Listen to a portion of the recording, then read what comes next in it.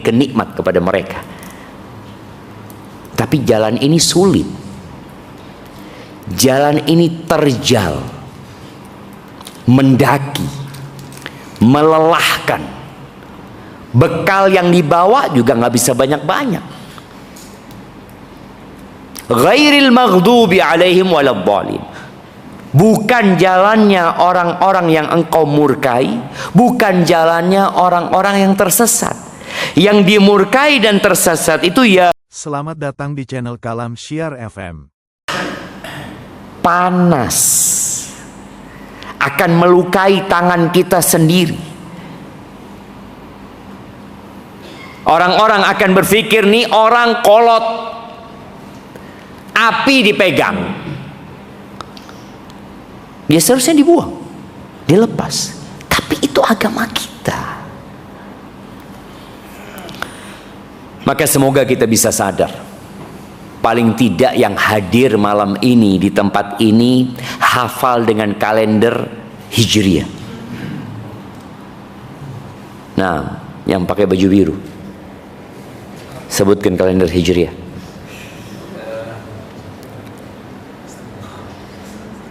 Yang pertama Muharram. Pelan-pelan tarik nafasnya tuh.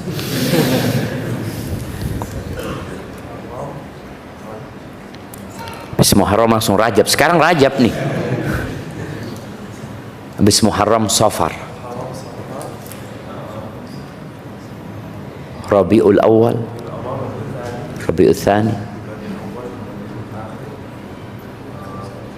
Sekarang Rajab.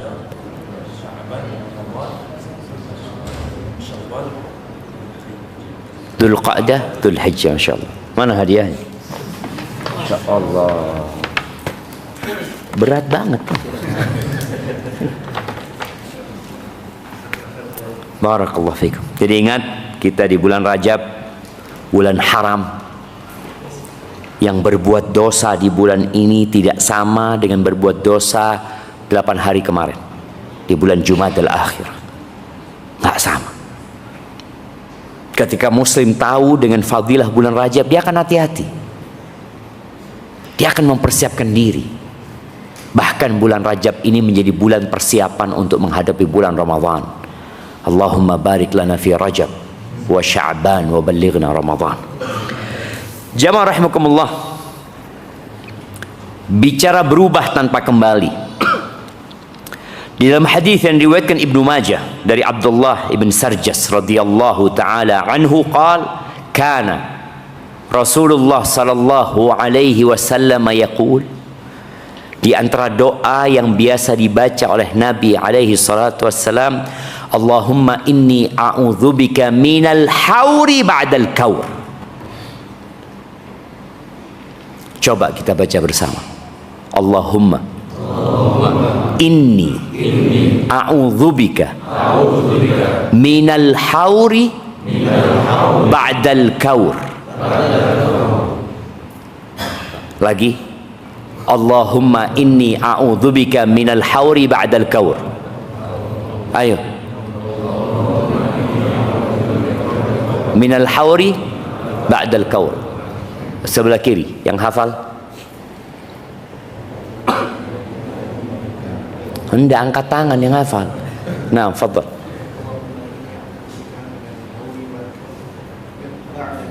Minal hauri ba'dal kaur. Kasih hadiahnya Bang, Masya Allah. Sebelah kanan sini. Coba yang keras. Barakallahu fikum. Kasih hadiahnya ini, Masya Allah. Yang tengah. Oke. Barakallahu fikum. Kasih hadiah juga. Habis sudah. Ada lagi, Ustaz. Yang banyak hadiahnya ini. Baik, Allahumma inni a'udzubika minal hauri ba'dal kaur. Apa artinya al-haur? Aku berlindung kepadamu dari haur setelah kaur. Berlindung kepada Allah dari haur setelah kaur. Al-Imam Tirmidzi menafsirkan birruju'i minal iman ilal kufr. Setelah beriman jadi kafir. Berlindung sama Allah Azza wa Jalla. Au minat ta'a ilal ma'siyah, setelah ketaatan menuju kemaksiatan. Jangan sampai gitu loh. Udah hijrah, udah taat, biasa ke masjid, tahu-tahu nggak ke masjid. Wa qala al-Mubarakfuri an-nuqsan ba'da ziyadah. Berlindung dari kekurangan setelah tambahan.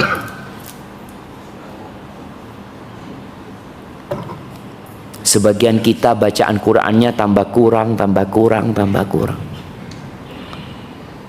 Sulit istiqamah, one day one juice. Kadangkala kenapa ya? Kenapa fulan kok bisa, aku nggak bisa? Kenapa fulan bisa puasa Senin Kemis, aku nggak bisa? Padahal dulu aku bisa. Ibu-ibu mungkin dulu sebelum menikah, Masya Allah, rajin puasa Senin Kemis. Setelah nikah, rajin kuliner Senin Kemis. Senin Kemis jadi waktu kuliner. Wa fasadil umur ba'da salahiha. Rusaknya urusan-urusan setelah dulunya baik gitu loh. Dulunya baik aku itu. Aku tuh sebenarnya udah hijrah, aku udah tinggalkan. Tapi kau balik lagi. Nggak istiqamah.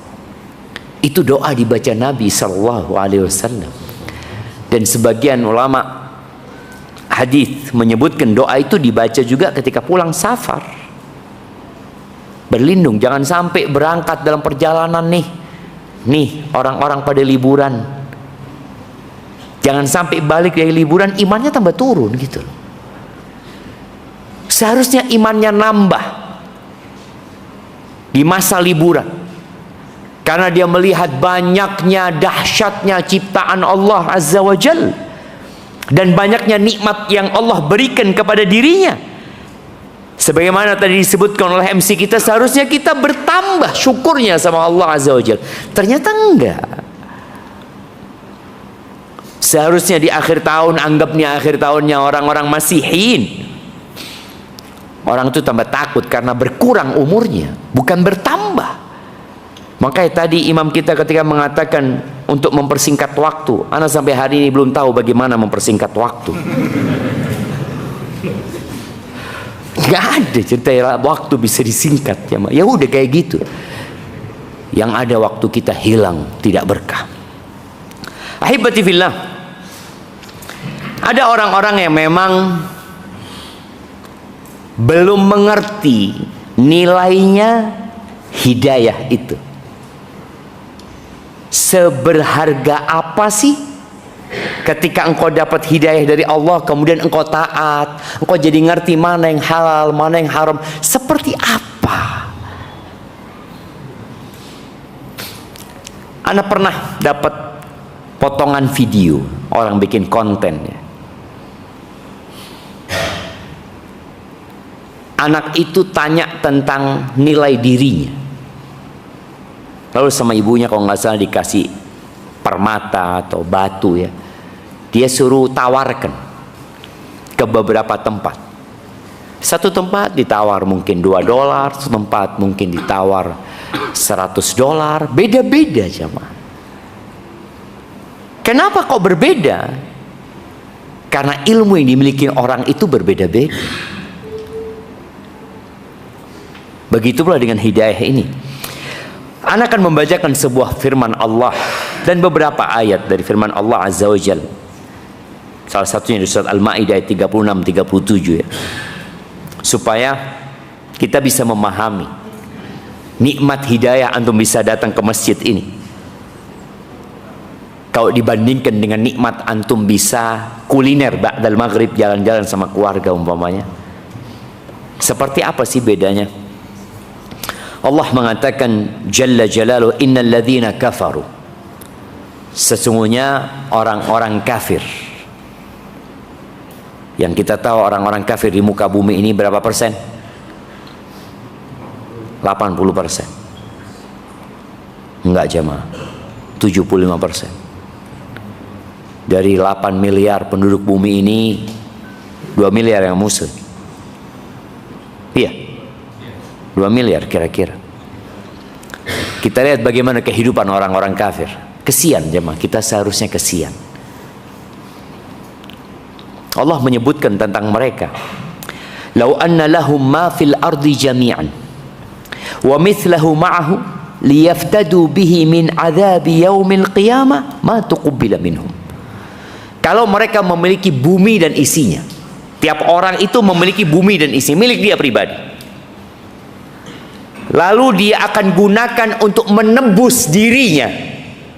Kita tahu di muka bumi ini ada orang-orang yang dipenjara, yang ditahan, yang mereka bisa menebus diri mereka. Polisinya disogok, sipirnya dikasih duit, dengan harapan dia keluar. Nih orang kalau memiliki bumi dan isinya digunakan sebagai alat untuk menebus dirinya. Apa kata Allah Azza wa Jalla? Ma tuqbila minhum. Nggak akan diterima dari mereka. Dunia ini di sisi Allah tidak sama dengan satu sayap nyamuk. Lalu kenapa Allah menerima tebusan dari mereka? Nggak akan diterima dari mereka. Walahum adzabun alim. Bagi mereka azab yang pedih. Lalu Allah katakan, yuriduna an yakhruju minan nar wa ma hum bikharijina minha. Mereka hendak keluar dari api neraka. Apa kata Allah? Mereka tidak akan pernah keluar dari api neraka. Mereka telah dikasih kesempatan yang sama dengan seluruh penduduk bumi ini, tapi mereka nggak mau dengerin. Akalnya nggak dipakai. Mereka ingin keluar, mereka tidak akan pernah keluar. Walahum adzabum muqim. Bagi mereka azab yang menetap bersama mereka. Apa kata orang-orang yang berada di dalam neraka? Mereka mengatakan, lau kunna nasma' au na'qil. Kalau dulu waktu kita hidup di dunia, kami mau mendengarkan nasihat-nasihat dari ustaz. Terus terang ini juga PR buat kita bersama. Bagaimana khatib Jumat itu memperdengarkan kepada yang hadir nasihat-nasihat dari Allah dan Rasulnya. Tapi kebanyakan orang juga hadirnya setelah khutbah kedua, ketika hanya tinggal doa. Bertahun-tahun dia tidak pernah mau mendengar. Nggak ada alasan dia. Oh, anak nggak dengar. Engkau nggak mau dengar. Azan dikumandangkan, kemana telingamu? Maka mereka mengatakan, lau kunna nasma'. Kalau dulu kami mau mendengarkan, au naqil, dan kami mau memikirkan dengan akal kami, ma kunna fi ashabis sa'ir. Kita nggak bakal jadi penghuni neraka. Wallah sahih. Itu kalau kita bicara nilai dari hidayah Allah yang kadang-kala sebagian orang menganggapnya tidak begitu bernilai. Kemudian di surat Ali Imran ayat 91, Allah Azza wa Jalla mengatakan, innal ladzina kafaru wa matu wa hum kuffar. Sesungguhnya orang-orang yang kafir dan mati dalam kondisi kafir. Jadi yang menjadi tolok ukur standar orang itu baik atau tidak kapan? Kematian. Kematian. Makanya kenapa kita bicara istiqamah? Kenapa kita bicara bagaimana sampai mati? Wala tamutunna illa wa antum muslimun. Kenapa? Karena itu menjadi tolak ukur orang itu baik atau tidak. Orang-orang yang kita lihat kadang-kala nggak sholat saat ini, jangan dicela, tapi didoakan. Jangan ujub sama diri sendiri. Boleh jadi suatu saat dia ke masjid, engkau yang nggak ke masjid. Dan Syekh bin Baz rahimahullahu ta'ala pernah menyampaikan ketika ditanya, kenapa ada orang-orang yang dulunya istiqomah, dulunya taat, kemudian dia berubah. Boleh jadi salah satu sebabnya, dia pernah menghina orang yang tidak taat. Membanggakan dirinya, merendahkan orang lain. Engkau tuh dapat hidayah, Allah yang kasih. Tatkala engkau melihat ada orang yang tidak mendapatkan hidayah, seharusnya engkau bagaimana orang itu dapat hidayah, bukan dihina.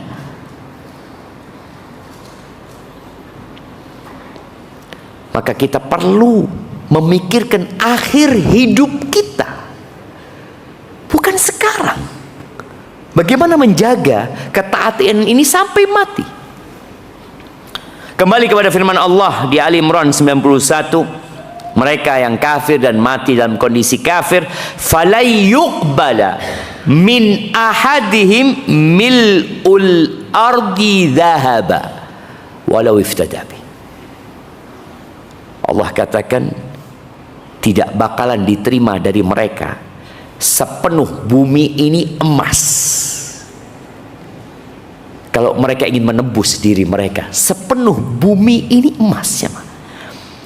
Antum bayangin, Freeport itu hanya gunung yang emasnya bercampur dengan tembaga, yang emasnya bercampur dengan tanah.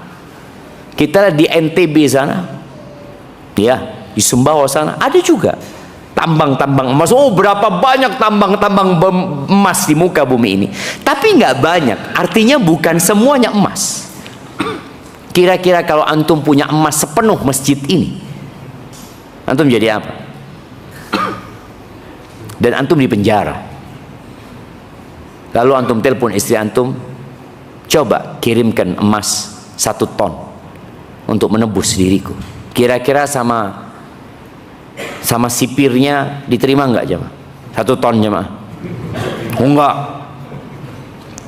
Saya orang yang ikhlas menjaga, tapi ngelihat emasnya datang, oh ya bisa dipikirkan seperti ini. Tapi kalau antum datang dengan sepenuh bumi ini emas, namun antum meninggalkan hidayah Allah, ma tuqbila minhum, nggak akan diterima. Ulaika lahum adzabun alim, bagi mereka azab yang pedih. Wa ma lahum min nasirin, mereka tidak akan mendapatkan penolong-penolong. Nggak ada jemaah. Allah itu nggak minta banyak sama kita. Apa yang Allah minta? An tashhada an la ilaha illallah wa anna muhammadan rasulullah wa tuqimas salah wa tu'tiyaz zakah wa tasumu ramadan wa tahujjul bait.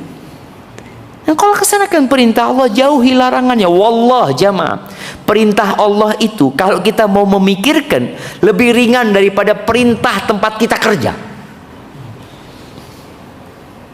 Antum kerja berapa jam? 8 jam. Sama Allah kerja berapa jam? Kalau bicara sholat ya 5 kali 5. Itu masih telat lagi. 5 kali 5 masbuk. Tapi walaupun jadi imam ya, apa? Jadi imam, imamul masbukin gitu. Tiap datang imam dia. Ahibati fillah. Maka agar kita tetap istiqamah menghadapi fitnah yang ada, khususnya fitnah dunia yang selalu menggoda, maka besok tema kita kajian jangan tertipu dengan dunia. Berdoa. Dalam hadis riwayatkan Imam Muslim, Allah berfirman dalam sebuah hadis qudsi. Allah mengatakan, ya ibadi, wahai hamba-hambaku, kullukum dhal illa man hadaitu. Wahai hamba-hambaku, kalian semua tersesat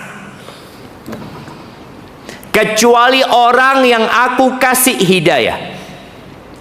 Fastahduni ahdikum. Kalian mintalah kepada aku hidayah, aku akan kasih hidayah. Allah nggak pernah ingkar janji. Di sini mungkin antum bisa memahami rahasia kenapa kita nggak berhenti mengatakan ihdinas siratal mustaqim. Qobliyah subuh baca, subuh kita baca. Tahu-tahu masuk waktu zuhur kita suruh baca lagi 4 kali, suruh minta lagi 4 kali. Antara zuhur dan asar tidak terlalu panjang waktunya, 3 jam mungkin. Kita suruh baca lagi ihdinas siratal mustaqim. Antara asar ke maghrib nggak panjang, kita suruh baca lagi. Maghrib ke isya baca lagi ihdinas siratal mustaqim. Besok baca lagi, lusa baca lagi. 10 tahun yang lalu kita udah baca, sampai hari ini kita baca, dan sampai mati kita baca. Karena kita semua tersesat jemaah. Kita Kita disuruh minta sama Allah Azza wa Jalla. Salah satu yang menyebabkan orang itu kembali setelah dia istiqamah di jalan ketaatan adalah cinta sama dunia. Terlalu berlebihan mencintai dunia. Rasul sallallahu alaihi wasallam mengatakan badiru bil a'mal. Nih buat yang sudah ngaji, segera diamalkan. Kita datang kajian, dapat ilmu, dapat nasihat. Tatkala nasihat itu berkaitan dengan kemaksiatan yang kita lakukan, segera kau tinggalkan. Tatkala nasihat itu berkaitan dengan perintah yang seharusnya kita amalkan, segera kau amalkan. Supaya kau istiqomah. Nabi SAW mengatakan kepada para sahabatnya 1447 tahun yang lalu kira-kira, badiru bil a'mal fitanan kaqita'il lailil mudlim. Kalian segera beramal gitu loh. Cepetan.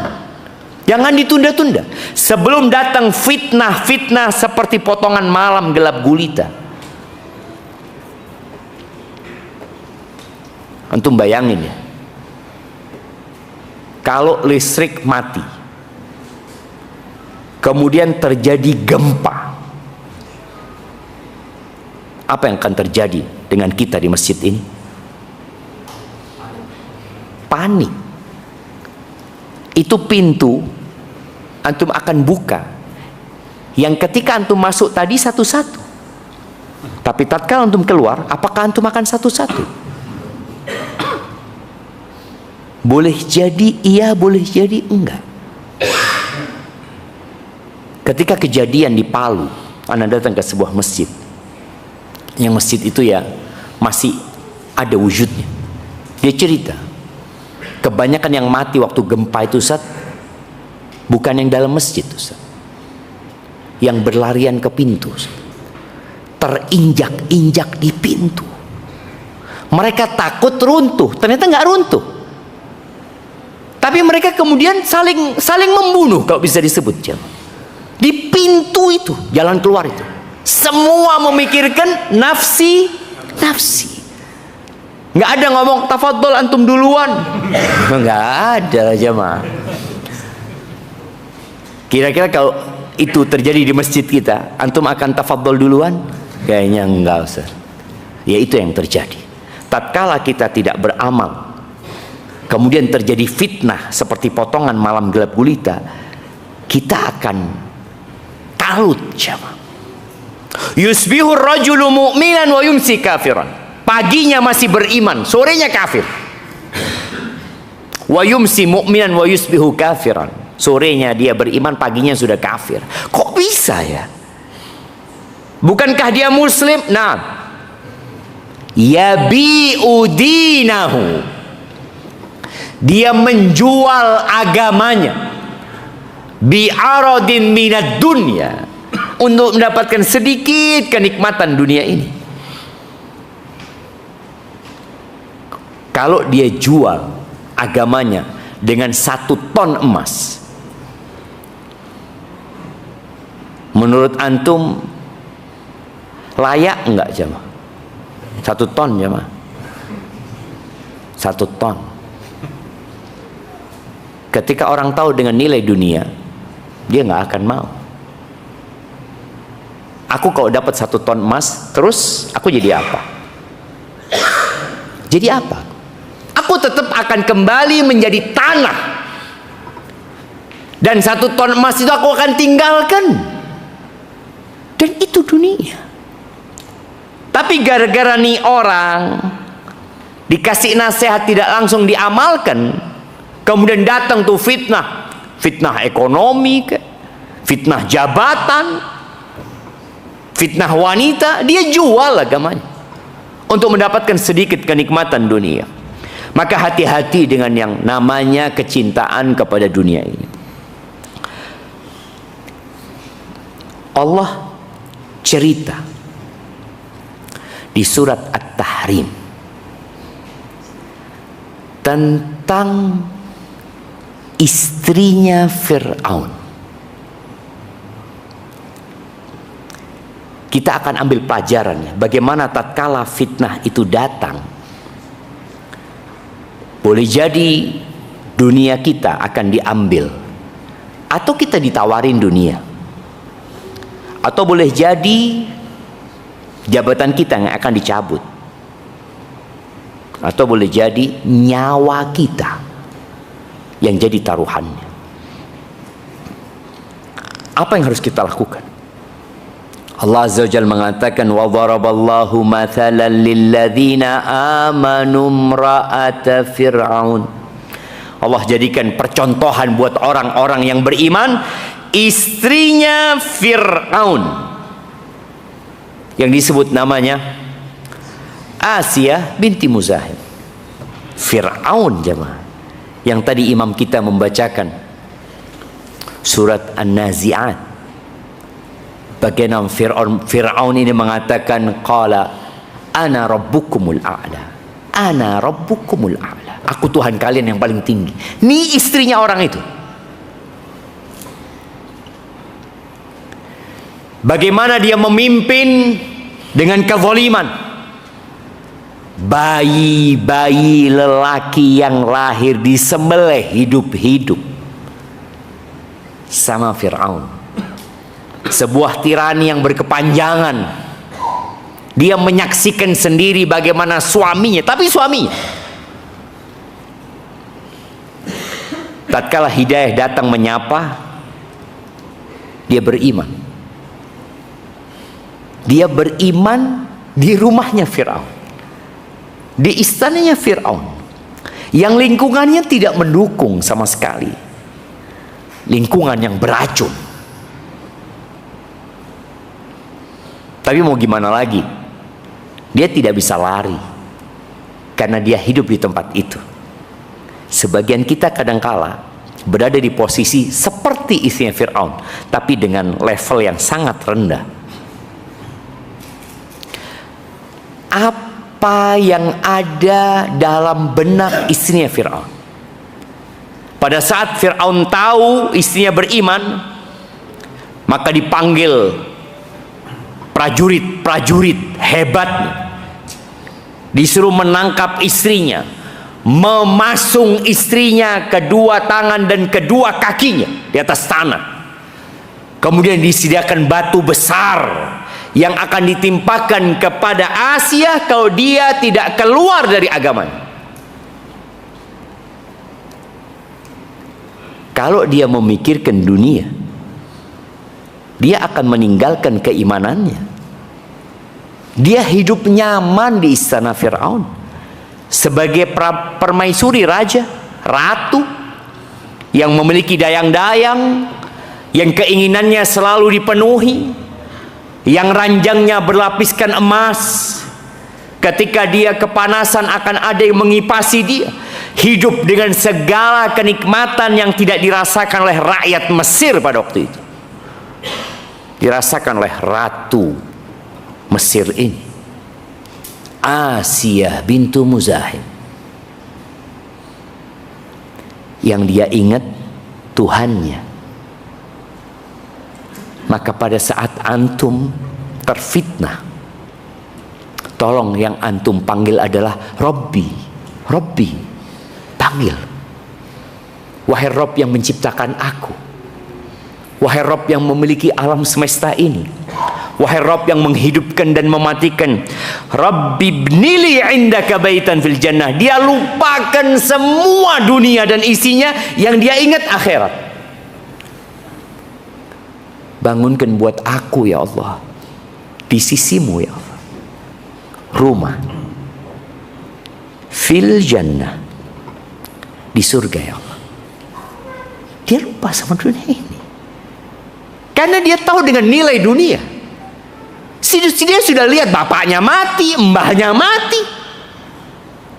Dia melihat Mesir bergonta-ganti rajanya.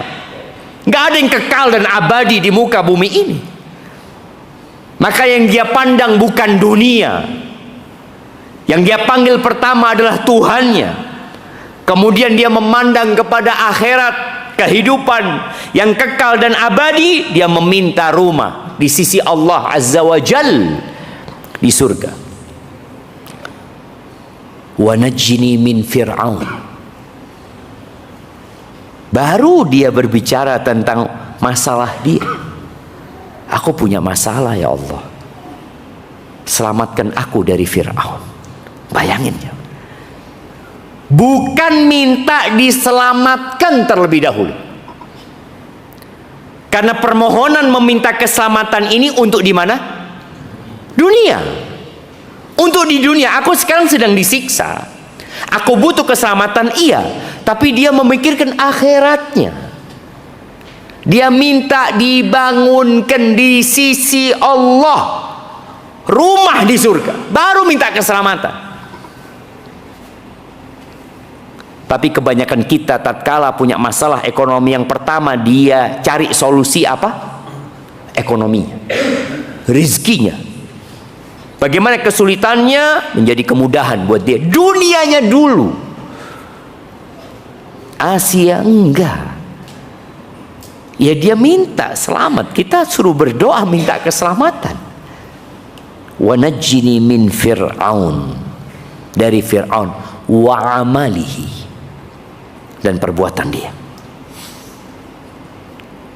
Karena ya kadangkala orang yang istiqomah kalau lama kelamaan disiksa, terkadang imannya melemah. Maka dia minta diselamatkan. Wa najjini minal qaumidz zalimin, dan selamatkan aku dari kaum yang zalim. Udah masuk waktu Isya? Belum? Berapa menit? Ada yang 2 menit, ada yang 1 menit. Kayaknya beda jamnya. Jadi kita lihat bagaimana doanya, bagaimana ambisinya, bagaimana Asia siap untuk mati. Dan betul jemaah, dibunuh dia. Bagaimana batu besar ditimpakan kepada dirinya. Tapi beberapa ahli tafsir menyebutkan Allah cabut nyawa dia sebelum batu itu menimpa dirinya, sehingga batu itu hanya menimpa jasad tanpa ruh. Karena dia minta akhirat. Maka doalah antum, ya muqallibal qulub tsabbit qalbi ala dinik. Kita dengarkan azan kayaknya. Sudah.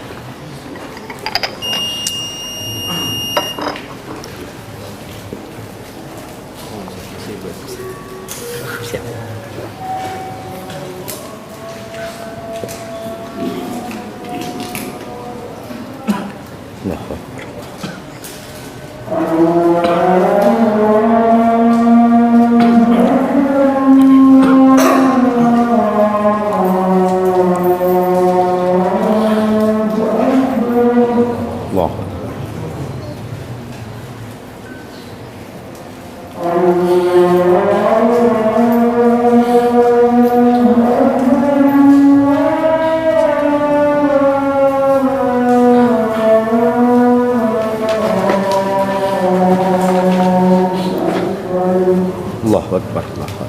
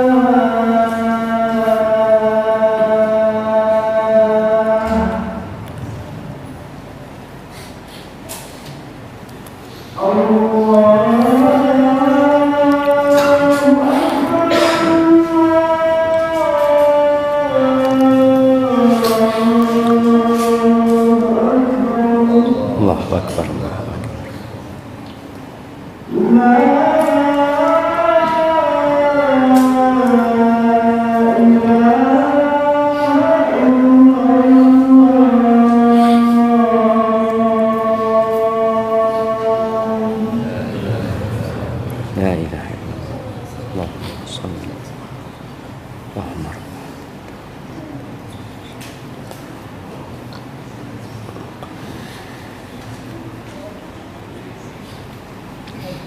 Allahumma salli wa sallim ala nabiyyina Muhammad. Jamaah rahimakumullah. Di antara yang membuat orang itu berbalik setelah dia hijrah, setelah dia beriman, adalah kawan, sahib, teman. Maka kita diperintahkan untuk memakmurkan rumah Allah, supaya di situ kita bertemu dengan orang-orang yang memiliki visi dan misi yang sama. Tapi ternyata banyak di antara kita yang datang ke masjid tidak menemukan kawan. Apakah antum yang hadir malam ini sudah tahu dan kenal dengan yang kanan kiri antum? Sudah apa belum? Belum. Kecuali yang datangnya sama sohibnya. Coba antum kenalan dulu, jemaah. Boleh jadi kawan-kawan itulah yang akan membuat antum lebih istiqomah, jemaah. Ana nggak akan lanjutkan kajian sampai antum kenalan sama yang kanan kiri antum. Nah, tafadhol. Kenalkan diri antum. Nama ana fulan, ana dari sini, ini kerjaan ana.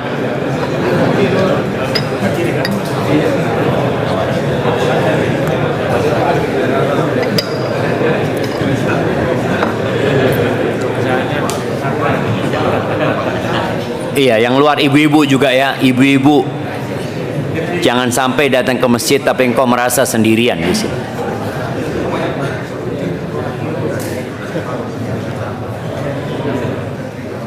Nah, anak akan tanya bentar lagi, anak tunjuk. Anak heran jemaah. Anak mau tanya sama DKM masjid ini. Mana DKM masjid? Kenapa yang di luar sempit-sempitan, yang di dalam longgar? Mana DKM-nya? Kenapa? Pertanyaan apa itu? Kenapa yang di luar ya mereka sempit-sempitan ya, berdesak-desakan, yang di dalam longgar? Di dalam juga sempit-sempitan. Enggak, longgar loh, sampai mau salaman jauh-jauhan mereka. Kalau yang di dalam ini softnya soft sholat, kalau yang di luar softnya soft kajian. Tadi kami memang yang di dalam memang kita sisakan atau buat sholat aja? Enggak juga sih saya. Biasanya memang untuk sholat dulu, terus yang luar, yang karena datangnya ada. Karena yang luar datangnya telat nggak boleh masuk gitu. Boleh sih. Boleh kayak gitu jemaah. Iya jemaah. Jadi berusaha untuk merapat jemaah ya. Berusaha untuk merapat. Subhanallah ya. Dulu Rasulullah SAW itu kalau lagi barengan sama sahabatnya, kemudian mereka singgah di satu tempat dalam perjalanan, itu sahabat semburat. Semua mencari tempat masing-masing. Ada yang di bawah pohon ya, ada yang di bawah ini. Pokoknya nyari kesenangannya masing-masing ya. Lalu suatu hari Nabi SAW mengatakan kepada mereka, inna tafarruqakum fi hadhihi syi'ab wal audiyah lahuwa min amali syaitan. Kalian berpencar seperti ini, kata Nabi SAW, yang satu di sana, yang satu di sini, itu termasuk dari perbuatan syaitan. Setelah Nabi menyampaikan itu, nah ini mengamalkan nasihat tanpa menunda. Setelah Nabi menyampaikan itu sallallahu alaihi wasallam, tidak pernah sahabat itu kalau lagi kumpul kemudian pisah-pisah. Mereka semuanya nempel sampai kalau ada kain yang ditaruh di atas mereka cukup untuk menutupi mereka. Jadi memang ketika antum dekat, lutut antum kena lutut saudaranya, antum kan noleh sama dia kan. Siapa ini? Assalamualaikum. Antum jadi kenalan gitu. Tapi kalau berjauh-jauhan, Anda lanjutkan jam. Maka ingat di antara yang menyebabkan orang itu haur. Jadi haur itu seperti orang mengikat sorban kemudian melepasnya. A'udzubika minal hauri ba'dal kaur. Jadi setelah ditaruh di kepala kemudian dilepas lagi. Seperti itu percontohan orang-orang yang awalnya istiqomah kemudian dia berpaling.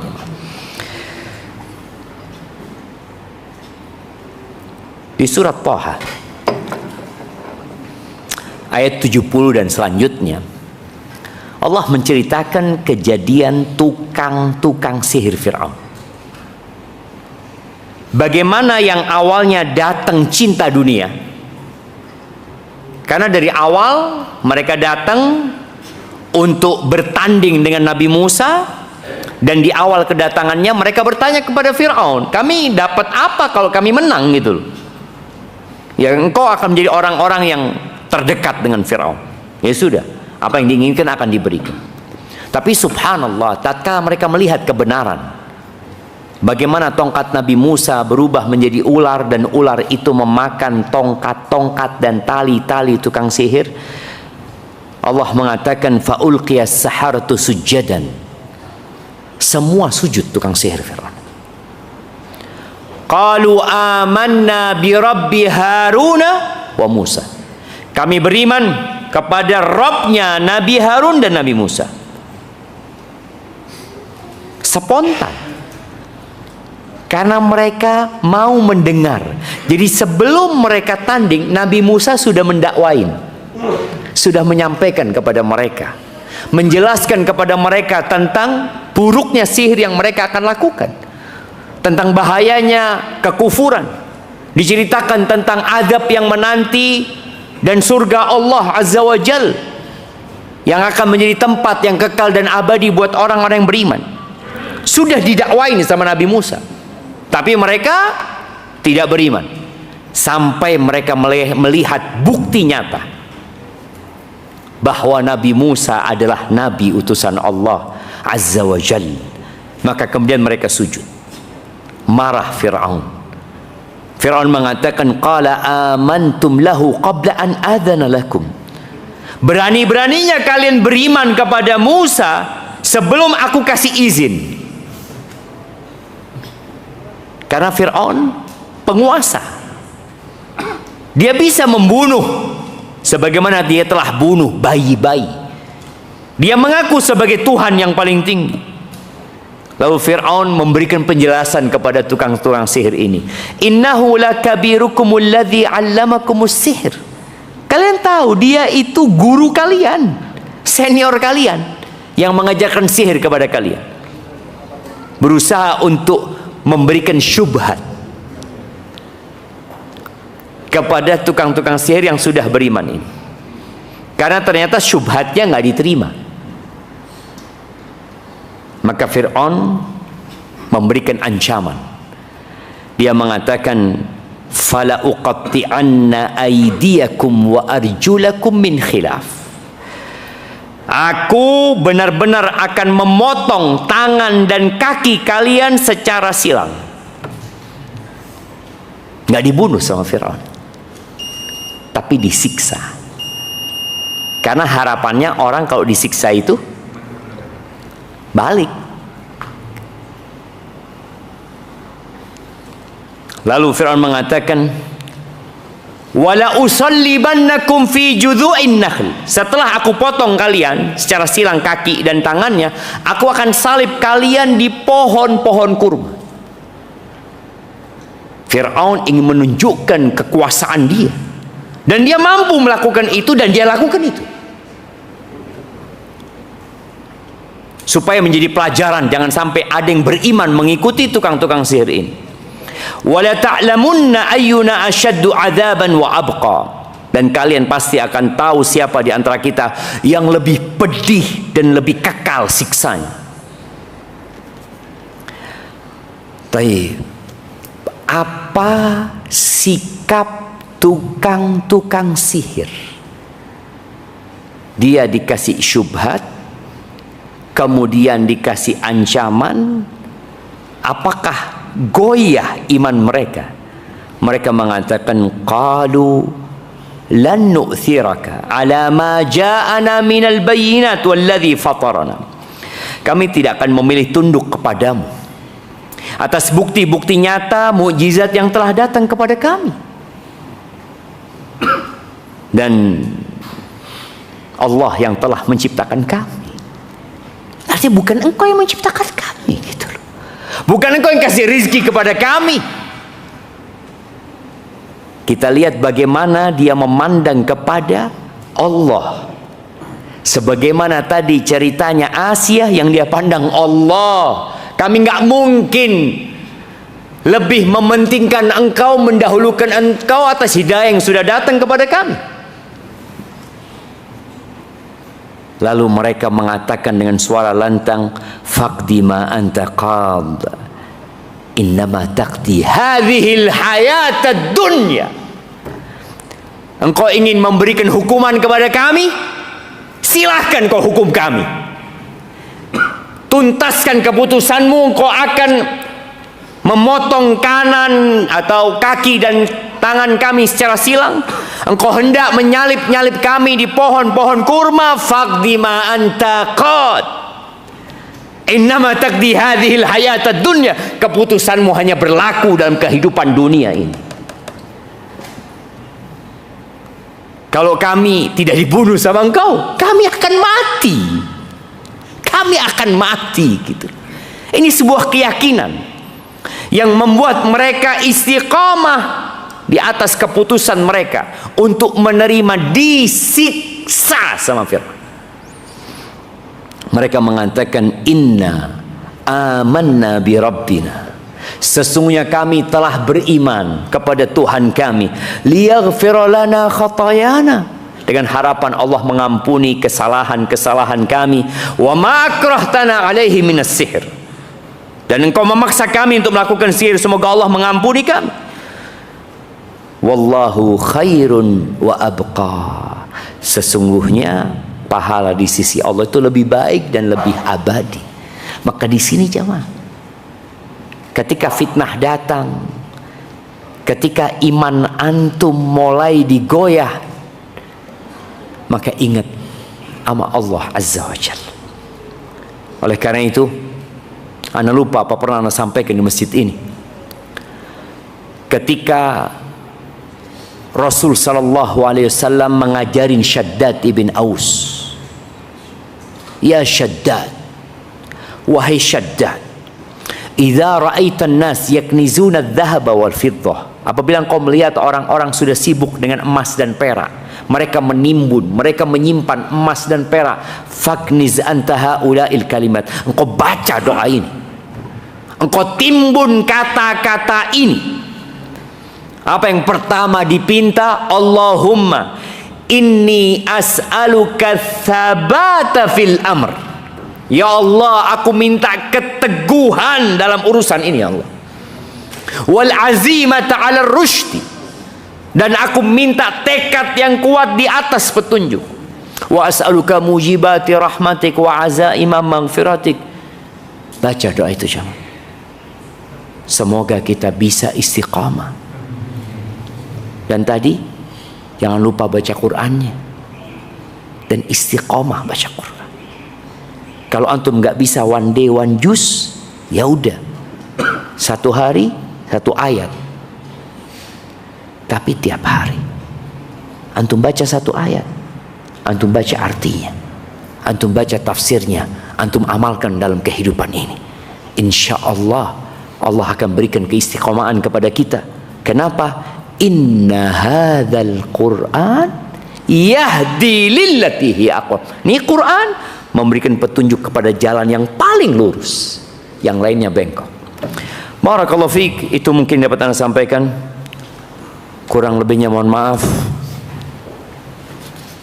Ini ada pertanyaan yang sudah masuk.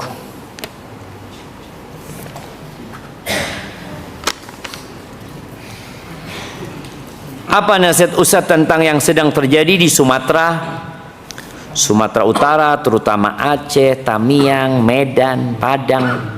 Dan apa nasihat Ustaz tentang rakyat yang kecewa terhadap pemerintah? Ahibati fillah,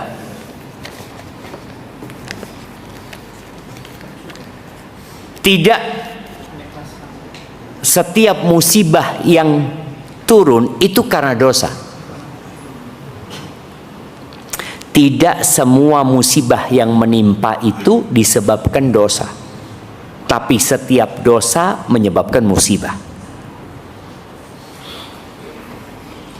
Jadi kalau antum melihat orang kena musibah, jangan langsung suudzon, kayaknya punya dosa, jangan.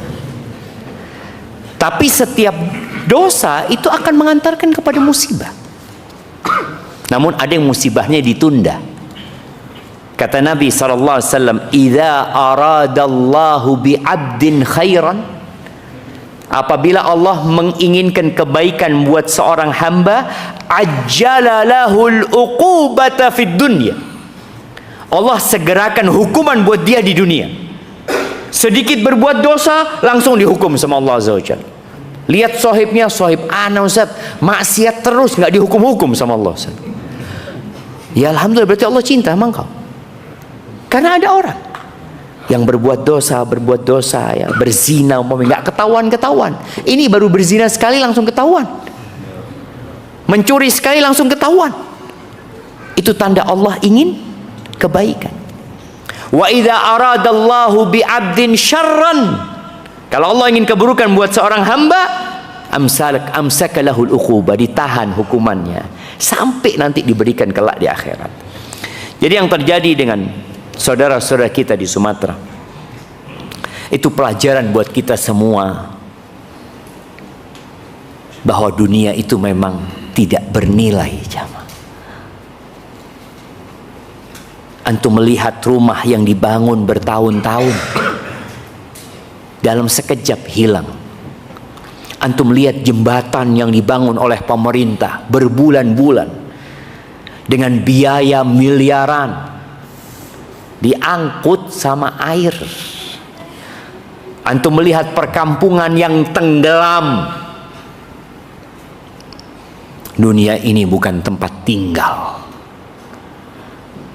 Itu pelajaran pertama tatkala kita melihat Aceh. Yang kedua, boleh jadi itu terjadi karena dosa, atau boleh jadi Allah ingin mengangkat derajat. Rasul SAW pernah ditanya, "Ya Rasulullah, anahliku wa fina salihun?"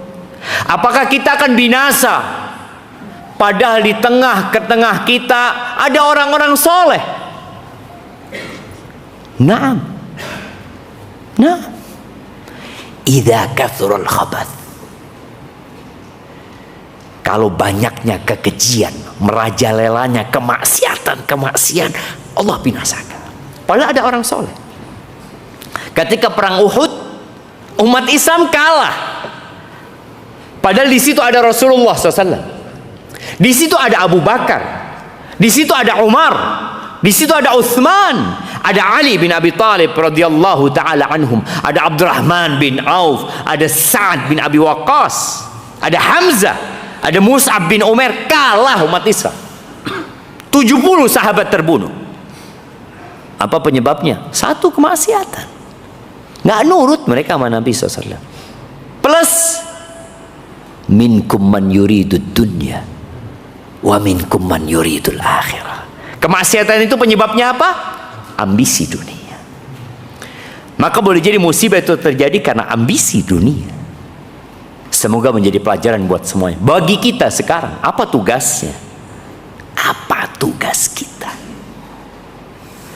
Mendoakan mereka, membantu mereka yang bisa berangkat ke sana, jamaah. Antum lihat bagaimana kondisi saudara-saudara kita, supaya antum pulang antum bisa bersyukur, alhamdulillah, alhamdulillah. Sebagian kita kadangkala ketika air di rumah kecil, ya, dia marah-marah. Apaan ini? Di sana berhari-hari mereka nggak punya air bersih. Wa qalilun min ibadiyasy syakur. Dan sedikit dari hamba-hamba yang pandai bersyukur. Bagaimana dengan kekecewaan kepada pemerintah? Dulu Nabi alaihi salatu wasallam sudah menyampaikan kalian akan kecewa. Maka kita harus belajar. Beliau alaihi salatu wasallam mengatakan satalqauna atharah. Kalian akan menghadapi pemerintahan yang mementingkan diri mereka sendiri. Itu Nabi sudah menyampaikan sallallahu alaihi wasallam, satalqauna athara wa umurun tunkiruna, dan perkara-perkara yang kalian akan mengingkarinya. Apa kata para sahabat?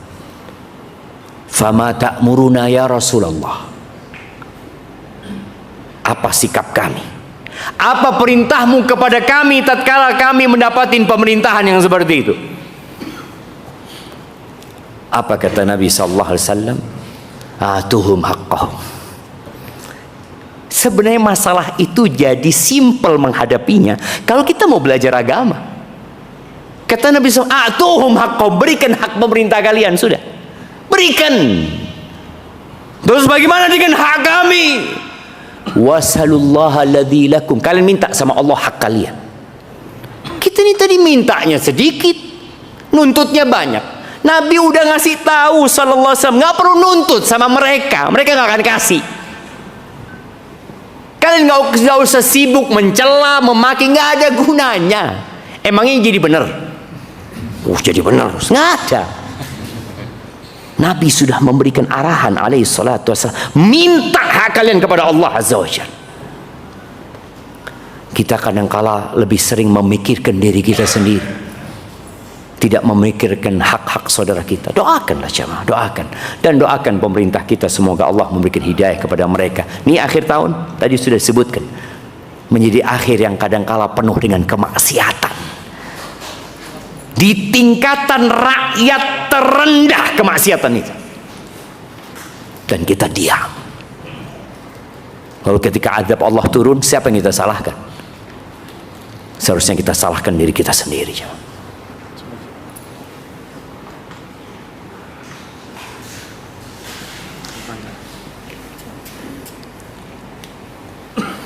Apa yang harus dilakukan ketika kita sudah berhijrah namun tidak dengan pasangan kita?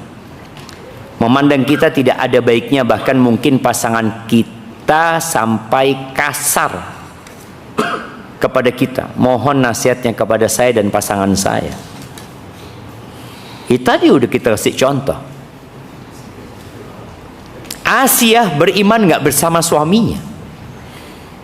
Suaminya Fir'aun mengaku sebagai Tuhan. Apa yang diingat oleh Asia? Tuhannya. Maka engkau ketika mendapati masalah seperti ini, yang engkau harus ingat adalah Allah. Yang bisa memberikan hidayah Allah, yang dapat menguatkan dirimu adalah Allah, sehingga engkau bisa tahan menghadapi fitnah yang ada. Insya Allah suamimu tidak sejahat Fir'aun. Kalau dikatakan memandang kita tidak ada baiknya, bahkan mungkin pasangan kita sampai kasar kepada kita. Ini yang tanya istri apa suami? Hah? Ada yang suami, ada yang istri. Iya. Ya, kalau bicara suami istri, tadi surat Tahrim Allah kasih contoh yang suaminya bertakwa, yang istrinya nggak bertakwa. Nabi Nuh, Nabi Lut, itu udah kasih contoh. Ada orang yang pasangannya adalah nabi tapi nggak beriman. Makanya jamaah, kita itu jangan suka menyalahkan lingkungan. Anak lingkungan hidupnya seperti ini Ustaz, macam-macam. Itu nabi, istrinya nggak beriman. Tuh Fir'aun, istrinya beriman. Maka engkau harus kembali kepada Allah Azza wa Jalla. Apabila seorang istri yang bertanya, tolong para istri ini menghadapi suami yang belum berhijrah untuk memberikan pelayanan yang lebih, ya. Karena banyak di antara istri-istri setelah dia hijrah, dia memandang suaminya rendah. Dia tidak lagi menghargai suaminya. Tatkala Ustadz menyampaikan ayat-ayat, hadis-hadis yang kandungannya perintah untuk memuliakan dan menghormati suami, apa kata istri yang udah ngaji ini? Suami yang seperti apa? Akhirnya yang terjadi tadi, suami nggak menghargai istrinya. Padahal suami itu adalah surgamu atau nerakamu. Dan Rasul sallallahu alaihi wasallam mengatakan wala tadzuqul mar'atu halawatal ibadah, dan seorang istri tidak akan merasakan nikmatnya ibadah, manisnya beribadah, hatta tuaddiya haqqa zawjiha, sampai dia menunaikan hak suaminya. Walau amartu ahadan an yasjuda li ahadin la amartul mar'ata an tasjuda li zawjiha. Kalau aku memerintahkan manusia sujud buat manusia, pasti yang aku perintahkan untuk sujud adalah istri agar sujud kepada suaminya. Maka tolong para istri memberikan pelayanan yang lebih kepada suami. Dengan kondisi suami tadi yang belum hijrah, semoga dengan doamu, semoga dengan pelayananmu, suamimu dapat hidayah. Kalau sebaliknya, suami yang hijrah, istrinya yang belum hijrah, maka sabar engkau menghadapi istri. Jangan kemudian kau berpikir ganti istri. Iya, istri ini pilihanmu dahulu. Engkau juga hijrah karena hidayah dari Allah Azza wa Jalla. Istrimu belum dapat hidayah, maka bagaimana engkau mengantarkan hidayah kepada istri? Insya Allah kalau suami ini lebih menghargai istrinya, memuliakan istrinya, dia akan tahu bahwa ternyata orang yang ngaji itu semakin baik kepada istrinya. Hadza wallahu a'lam bissawab. Nah,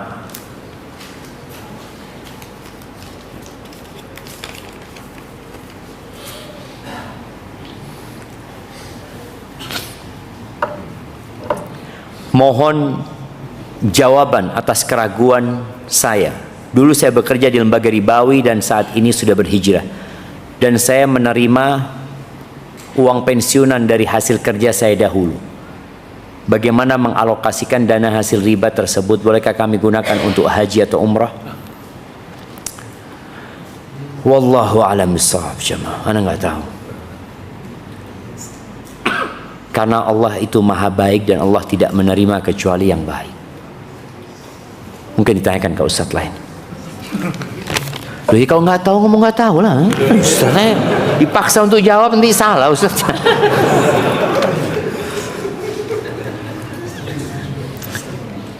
Bagaimana hukumnya meminta tolong kepada jin dalam hati? Qadarullah, saya memiliki penyakit was-was yang mendorong saya menyatakan perkataan-perkataan kufur meski cuma di dalam hati. Salah satunya meminta tolong kepada jin. Apakah saya harus bersyahadat ulang? Saya juga mohon kepada Ustadz dan para jamaah sekalian untuk mendoakan saya agar Allah sembuhkan penyakit was-was saya. Ahibati fillah, itulah iman. Ketika seorang was-was di hatinya tapi dia tidak mengucapkan dengan lisannya, dia tetap mengatakan la ilaha illallah. Kalau ada bisikan supaya minta tolong kepada jin tapi dia tidak ucapkan, Rasul sallallahu alaihi wasallam mengatakan innallaha tajawaza an ummati amma haddatsat bihi anfusuhum. Allah itu mengampuni, memaafkan untuk umatnya Nabi Muhammad sallallahu alaihi wasallam itu ucapan-ucapan hati. Itu dimaafkan. Selama belum keluar di lisannya dan tidak menjadi perbuatan. Maka tatkala datang was-was itu katakan asyhadu an la ilaha illallah. Engkau baca a'udzu billahi minasyaitonir rajim. Was-was itu dari syaitan. Datang lagi baca lagi, datang lagi baca terus baca. Kita itu tahu bahwa Al-Qur'an itu obat. Kita disuruh meruqyah dengan Al-Quran. Ada orang yang berhenti berobat. Karena dia merasa kok sepertinya nggak sembuh-sembuh, Ustaz. Padahal kita tahu berkaitan dengan obat medis itu ada takarannya. Dan ada obat yang diminum sampai mati. Ada nggak? Anak takut salah jemaah. Ada kan? Iya, ada gitu loh. Obat. Jangan berpikir, anak sudah berobat Ustaz, tapi kok nggak hilang-hilang. Loh, antum minum terus. Boleh jadi memang tidak ada perubahan yang signifikan, tapi itu menjadikan tubuh antum tidak semakin parah. Ruqyah antum tadi boleh jadi memang tidak menyembuhkan total, tapi menyelamatkan antum untuk tidak lebih parah, atau dosisnya kurang. Antum baca Qur'annya kurang, antum baca a'udzubillahi minasyaitonirrajim cuma sekali, padahal godaannya 10 kali. Seharusnya tiap datang godaan baca a'udzubillahi minasyaitonirrajim terus jamaah. Sampai kapan? Sampai mati. Imam Ahmad bin Hanbal disebutkan di beberapa athar ketika beliau hendak meninggal dunia, beliau itu antara sadar dan tidak sadar. Kita tahu yang namanya sakaratul maut itu seperti orang mabuk jemaah, sakau karena sakit ya, bukan sakau karena narkoba, bukan. Maka disebut sakarat. Yang bahasa Arabnya orang sakau itu disebut karena sakit mau dicabut nyawanya. Nabi alaihi salatu wasallam mengatakan, ala inna lil mauti la sakarat. Ada sekaratnya maut itu ya. Proses dicabutnya nyawa itu. Imam Ahmad itu ketika orang-orang yang berada di dekatnya mentalkini Imam Ahmad untuk mengatakan la ilaha illallah, Imam Ahmad mengatakan la ba'd, belum kata Imam Ahmad, belum selesai kata Imam Ahmad. Nanti sadar Imam Ahmad, Imam kenapa engkau mengatakan kayak gitu kata dia. Iya, iblis itu di kakiku gigit jari mengatakan futtani ya Ahmad, futtani ya Ahmad, engkau selamat dari godaanku ya Ahmad. Untuk menimbulkan di hati Imam Ahmad ujub jamaah. Ketika kena ujub selesai amalan itu semua. Apa kata Imam Ahmad? Lah, belum. Engkau sekarang sedang godain aku. Maka kita terus berusaha. Di antara doa Nabi alaihi salatu wasallam, wa a'udzubika ayyatakhabbatani syaitanu 'indal maut. Jangan sampai aku ya Allah disesatkan sama setan ketika mati. Artinya perjalanan hidup kita dalam ketaatan mau mati, na'udzubillah, kita tergoda sama setan.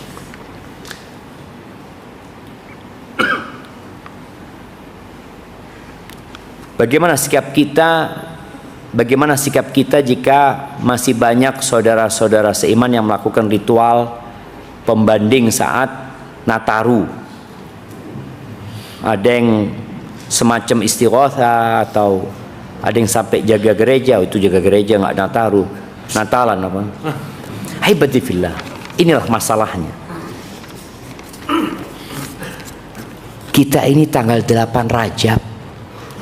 Tanggal berapa? 8 Rajab. Antum kasih tahu mereka tanggal berapa? 8 Rajab, nggak ada apa-apa. Ini bulan haram. Tapi tatkala identitas kita terkikis, kita taunya tanggal 27, besok 28, 29, 30. Insyaallah kita mulai beli daging-daging nanti tanggal 30. Buat apa?